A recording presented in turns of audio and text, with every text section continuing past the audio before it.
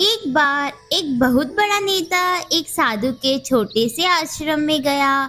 वह साधु के बारे में बहुत सुना था, तो उसके मन में आया कि मैं भी एक बार जाकर देखता हूँ कि लोग इतनी तारीफ क्यों करते हैं। जब वह आश्रम में गया तो वहाँ पर एक छोटा सा कमरा था जहाँ पर एक कालीन बिछा हुआ था।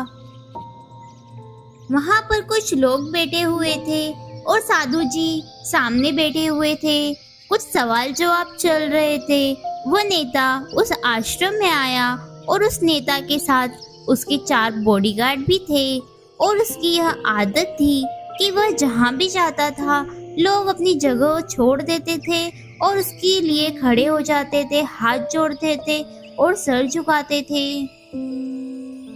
लेकिन यहाँ पर ऐसा कुछ भी नहीं हुआ। साधु व्यस्त होने के कारण उसकी तरफ देखा तक नहीं। नेता को लगा कि यह तो मेरी बेइज्जती है और वह इस बात से गुस्सा हो गया। नेता ने थोड़ा गुस्सा कर कर साधु की बात को बीच में काटते हुए बोला, आपसे कुछ कहना है। साधु ने उसकी तरफ देखा और बोला, थोड़ी देर रुकिए, पहले मैं इनके सवाल का जवाब दे दूं, उसके बाद मैं आपकी बात सुनता हूँ। तब तक आप यहाँ चाहे तो बैठ सकते हैं। बस साधु का इतना कहते ही नेता का चेहरा गुस्से से लाल हो गया और फिर उसने अपना सारा गुस्सा उस साधु पर निकाल दिया। अभी तक वह नेता बहुत ही तमीज से बात कर रहा था, आप कहकर बात कर रहा था, लेकिन अब वह तू तड़ाके पर उतर आया। नेता ने उस साधु को कहा, तुम मुझे जानते भी हो, मैं कौन हूँ और तू किससे बात कर रहा है? साधु ने उसकी तरफ देखा और कहा, मुझे इससे कोई फर्क नहीं पड़ता कि आप कौन हैं, लेकिन आप जो कोई भी है, अगर आप चाहते हैं कि मैं आपके सवालों के जवाब दूं, तो आप थोड़ी देर यहाँ पर बैठकर रुकना होगा। और साधु की यह बात कहकर नेता गुस्से से पागल हो गया और वह वहां पर चीखने चिल्लाने लगा, अब मैं तुझे तेरी असली औकात दिखाऊंगा। तूने मुझसे पंगा लेकर ठीक नहीं किया, तुझे पता भी है मैं तेरे बारे में क्या सोचता हूँ। साधु ने फिर नेता की तरफ देखा और बड़े ही प्रेम से कहा कि मुझे इससे कोई फर्क नहीं पड़ता कि आप मेरे बारे में क्या सोचते हैं, आप जो चाहे वो मेरे बारे में सोच सकते हैं। फिर नेता ने कहा, तू सुनना चाहता है या नहीं चाहता, लेकिन मैं कहूँगा, वो भी सबके सामने बताऊंगा कि मैं तेरे बारे में क्या सोचता हूँ। तू कोई साधु नहीं है, तू एक बहुत ही घटिया इंसान है, तू एक ढोंगी है, पाखंडी है और यहाँ पर जितने भी लोग बैठे हैं उन सबको बेवकूफ बना रहा है। तेरा बस एक ही मकसद है, इन लोगों की जेब में जितना भी पैसा है वह तेरे पास आ जाए। तू अपने फायदे के लिए इन लोगों का इस्तेमाल कर रहा है और अब मैं तुझे नहीं छोड़ने वाला। पूरी दुनिया के सामने तेरा पर्दाफाश करके रहूंगा। उसके इतना बोलने के बाद भी हल्की सी मुस्कान उस साधु के चेहरे पर बनी रही।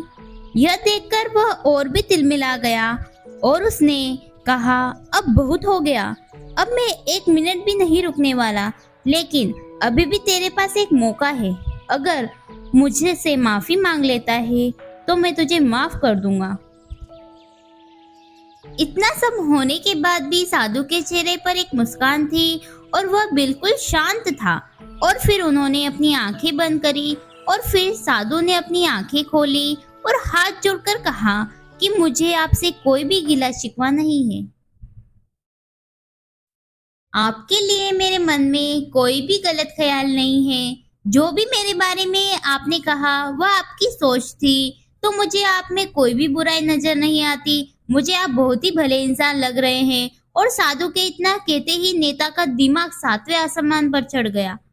उसके चेहरे पर एक अजीब सी खुशी थी, क्योंकि उस साधु ने वही कहा जो बाकी सब लोग उस नेता के बारे में कहते हैं। और वह खुशी खुशी उस आश्रम से अपने घर की तरफ चला गया और जाकर अपने पिताजी से कहा। पिताजी ध्यान में थे। उन्होंने पूरी जिंदगी सिर्फ लोगों की सेवा करी और बदले में कुछ भी उम्मीद नहीं की।